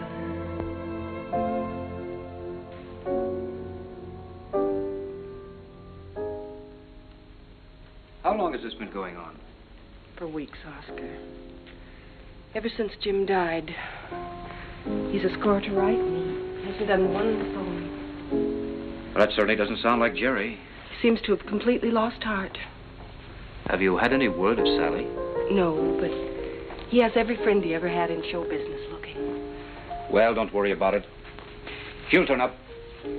It's Jerry I'm worried most about. You know, Oscar, I believe he's beginning to think he can't write music anymore. It's heartbreaking to watch him. Well, I have a book here I'd like him to take a look at. I've been commissioned to adapt it and write the lyrics, and I think Jerry's the man to do the music. I don't think he'll do it, Oscar. Well, that's hard to believe. There's never been a time as long as I've known Jerry when you couldn't excite him with a good story. There's never been a time in his life like this.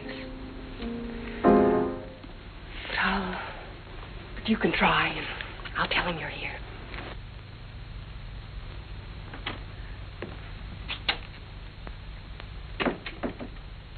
Hello. How's it going, dear? Oh, fine, darling, fine. I was just tinkering a little bit with the melody, but it's going to be all right. Of course it is. Aye, it is raining, isn't it? Jerry, Oscar Hammerstein's here. Oscar? Oh, darling, why didn't you tell me? Oscar, come in. Hello, Jerry. My goodness, it's good to see you. Won't you sit down? Sit down. Thanks, Jerry. Well, what's new? I'll tell you what brought me out here, Jerry. I came across a novel that I think's going to make a great show. Now, if you'll do the music, I'd like to do the book. Oscar, I'd love to. I really would, but, I have so many commitments right now that I don't think it wouldn't be fair to you or anyone concerned. Suppose I leave the book with you and you glance through it when you have time. Oh, it's no use, Oscar. Well, I'll leave it anyhow. See you next week. Won't you stay for dinner? I'd certainly like to, but I have to get back to town. Bye, Eve. I'll see you to the door, Oscar. Bye. Bye.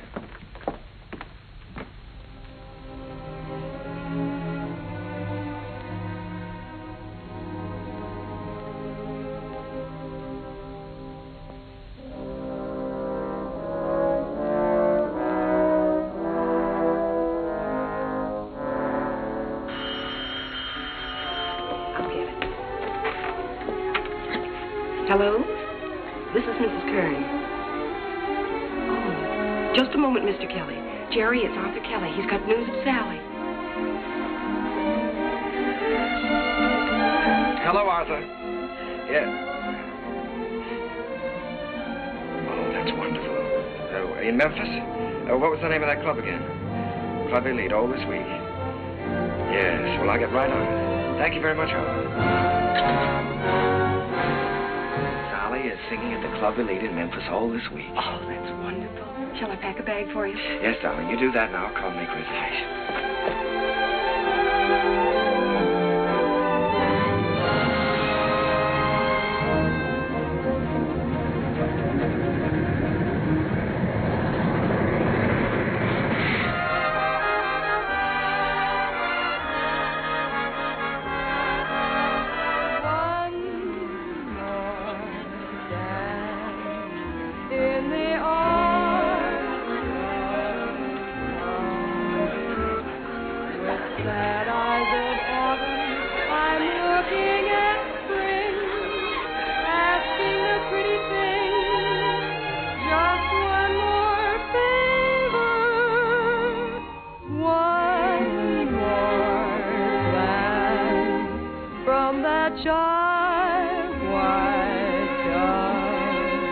One more night, if you will.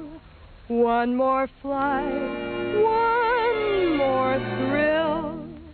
One more dance, if you will, with me.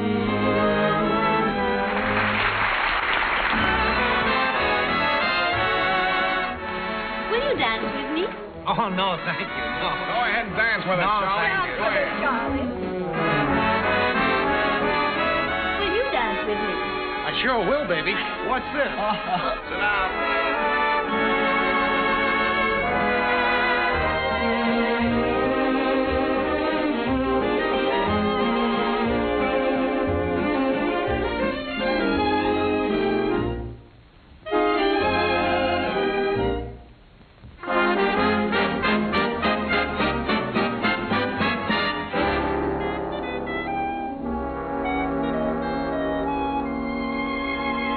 Think of what you're losing by constantly refusing to dance with me. You'd be the idol of France with me, and yet you stand there and shake your foolish head dramatically while I wait here so ecstatically. You just look and say emphatically, not this season, there's a reason. I won't dance, don't ask me. I won't dance, don't ask me. I won't dance, madame, with you. My heart won't let my feet do things they should do. You know what? You're lovely. So what? I'm lovely. But oh, what you do to me. I'm like an ocean wave that's bumped on the shore. I feel so absolutely stumped on the floor. When you dance, you're charming and you're gentle, especially when you do the continental. But this feeling isn't purely mental. For heaven rest us, not asbestos. And that's why I won't dance. Why should I? I won't dance. How could I? I won't dance. Merci beaucoup. I know that music leads the way to romance. So if I hold you in my arms, I won't dance.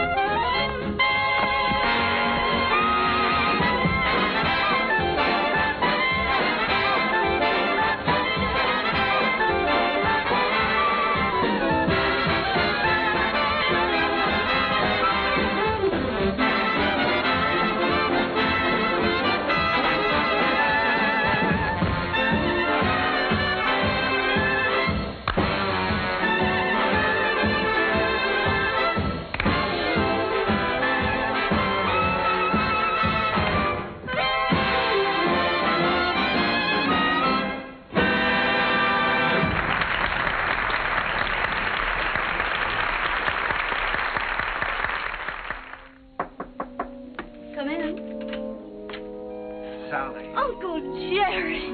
Oh, Uncle Jerry, I'm so glad to see you. What are you doing here? Well, I was out front watching the show. Did you see what we did to your number? Yes. I bet you'd like to show me. Not at all. As a matter of fact, I liked it. I wish that some of the people who think my music is highbrow could have seen it. I'm so excited, I don't know what to do. You look wonderful, Uncle Jerry. More handsome than ever. How's Aunt Eva? Oh, she's fine. But of course she misses you. Oh, I miss her, too. I miss you both. Is she with you? You haven't told me yet what you're doing here. No, your Aunt Eva's in New York. And I'm here because somebody told me I could find you here. I've been looking for you for a long time now, Sally. Oh, Uncle Jerry, you shouldn't have bothered. I'm all right. Oh, I'm sure you are, but I promised your father I'd look after you. Sally, I want you to come back to New York with me. I can't, Uncle Jerry. I'd like to, but I can't. When I heard about my father, I never realized he was so ill, Uncle Jerry. You know I never would have left him. I know that, Sally. When I heard about him, it was as though someone had forced me to look into the mirror for the first time. I loved him very much, and I knew I'd broken his heart. I was spoiled and selfish, and I knew that I could never have any respect for myself again unless I did what I said I was going to do. So you see, I can't go back right now. I'm making my own way now, and I'm pretty good at it, too. Well, Sally, I just don't like the idea of you being here and all alone. This is just a stepping stone from where I've been to where I hope I'm going. I'm making $50 a week now because management thinks I'm worth $50. If I'm worth more, I'll get more. And if not, I'll have to find it out for myself. And Uncle Jerry, I'm not using anyone. 5 minutes, Miss Hester. Thank you, Jimmy. You understand, don't you, Uncle Jerry? Well, Sally, you know, darling, I'd give anything in the world if you'd let me help you. But I must say that I've never been quite so proud of anyone in my life as I am of you at this moment.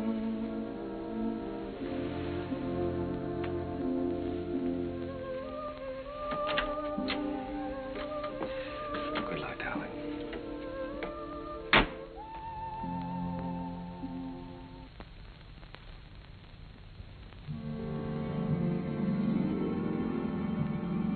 Gradually, I felt the old heartache misting away, and I was at peace. The promise I had made Jim had been fulfilled. Sally was going to be all right. I walked along the river that night, with the river wind in my face and the taste of it on my lips. And I stood there listening. A sudden excitement thrilling through me, listening to the song of a river that makes its way right through the heart of America. And the voice of that river was the laughter, and the tears, and the joys, and the sorrows, and the hopes of all America's people.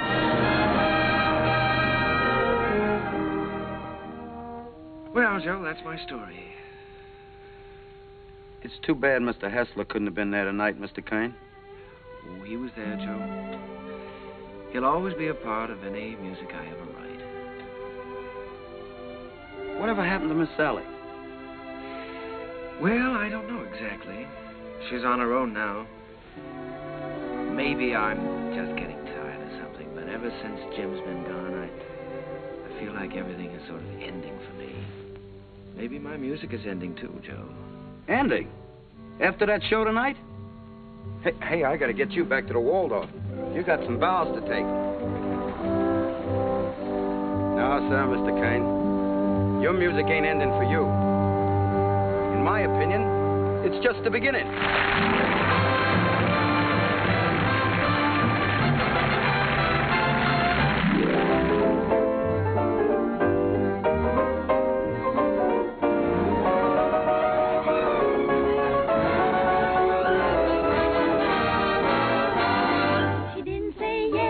didn't say no. She didn't say stay. She didn't say go. She wasn't so sure that he'd be good. She wasn't even sure that she'd be good. So what did she do? I leave it to you. She did just what you do.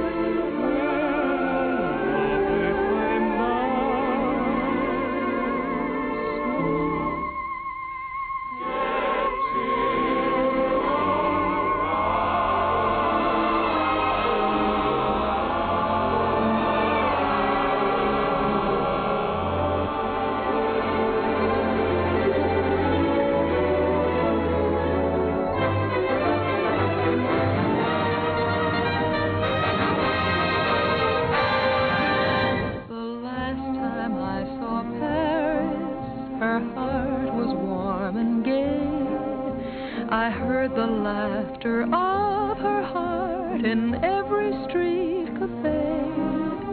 The last time I saw Paris, her trees were dressed for spring, and lovers walked beneath those trees, and birds found songs to sing. I dodged the same old taxi cabs that I had dodged for years. The chorus of their squeaky horns was music to my ears. The last time I saw Paris, her heart was warm and gay. No matter how they change her, I'll remember her.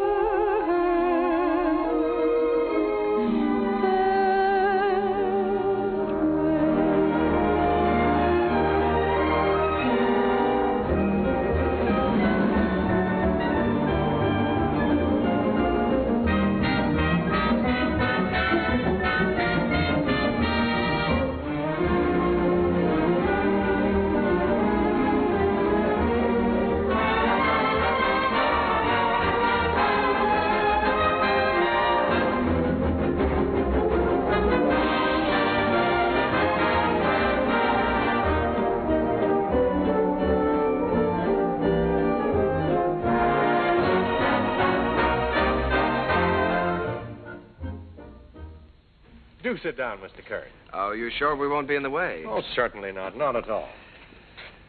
Well, I can't get over this, Mr. Artseed. We certainly don't grow stages like this on Broadway. Darling, look at the size of that orchestra. Why, you have everything in the world to work with here. That's right, Mr. Kern. We've tried to give you the best of everything. Yes, that's so. What was the number you were going to do today? Well, we found an old song of yours that you did first in 1917, called The Land Where Good Songs Go. Oh, I'd almost forgotten about that one. We're using it as a frame for some of your other songs. What star is going to sing this? Well, Mr. Kern, as a matter of fact, we're trying out a newcomer.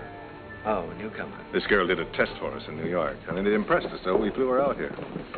She hasn't done much yet, but we have great hopes for her. Quiet! All right, girls. We're ready. Ready for a take. All right, let's try one. Places, please. Okay, Charlie. Hit the lights. Quiet. Okay, roll 'em. Action.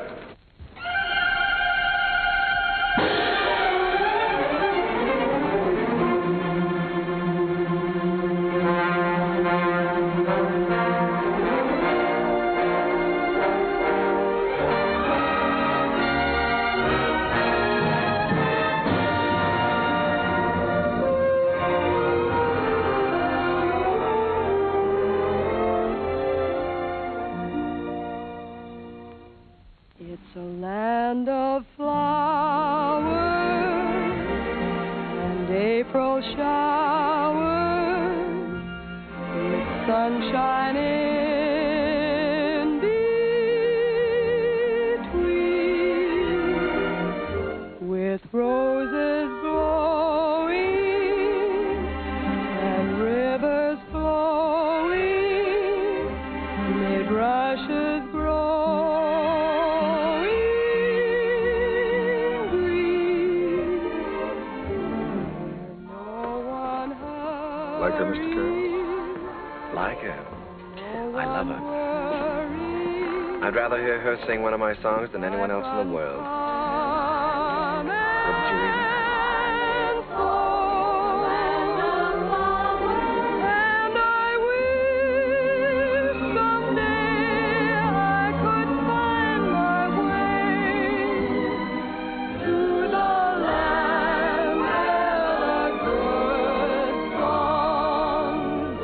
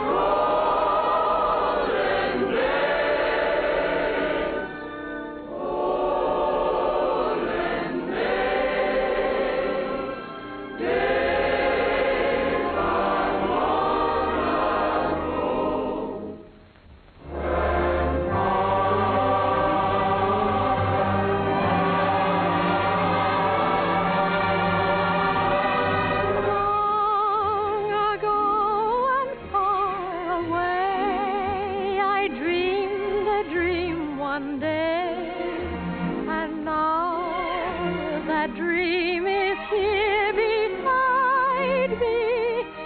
Just one more again that I knew that all I longed for long ago was you.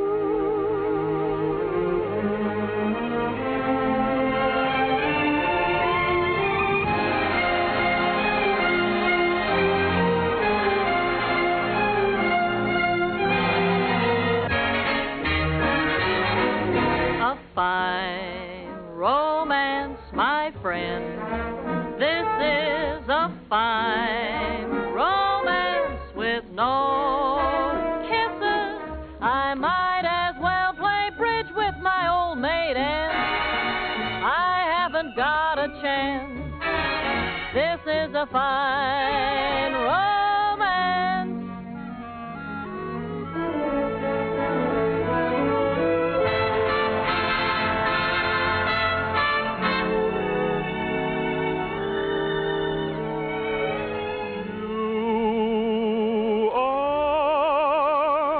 The promised kiss of springtime that makes the lonely winter seem long.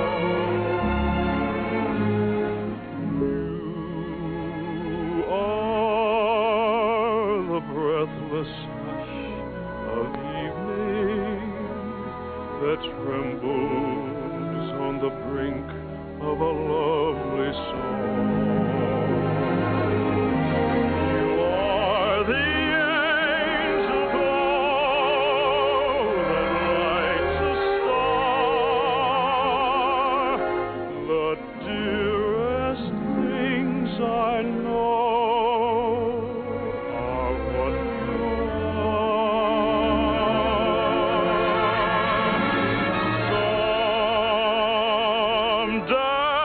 Someday my happy arms will hold you,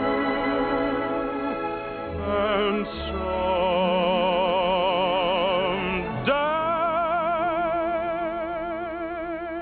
I'll know that moment divine when all the things you are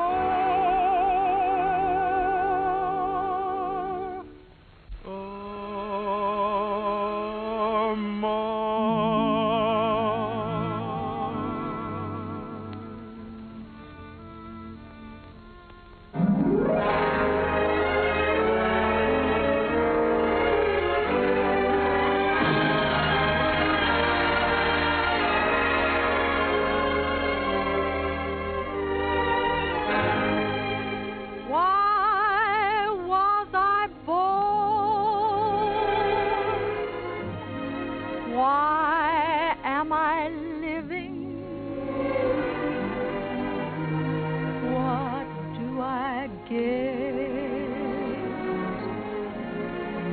what am I giving? Why do I want the things I dare not hope for? What can I hope for? I wish I knew.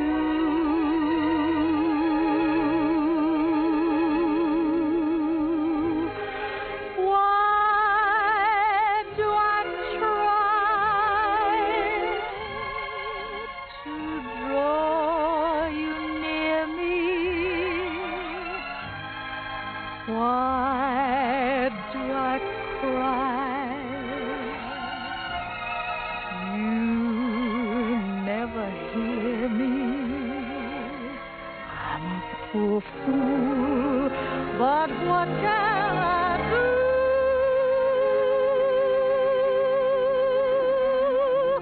Why was I born to love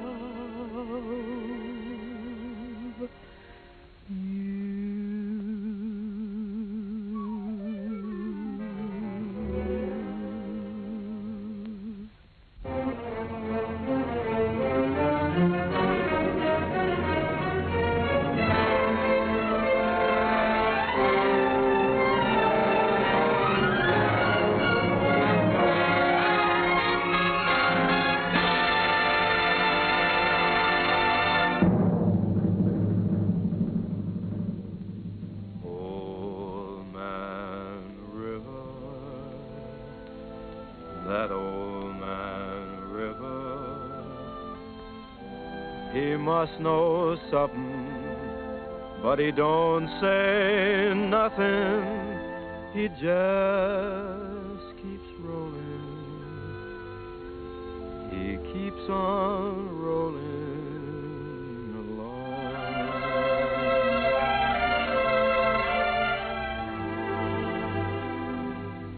He don't plant taters, and he don't plant cotton, and them what plants 'em is soon forgotten.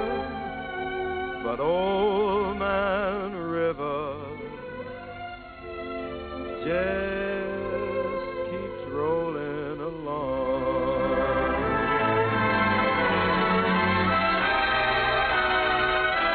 You and me, we sweat and strain, bodies all aching and racked with pain. Tote that bar, lift that bell, you get a little drunk, and you land in jail.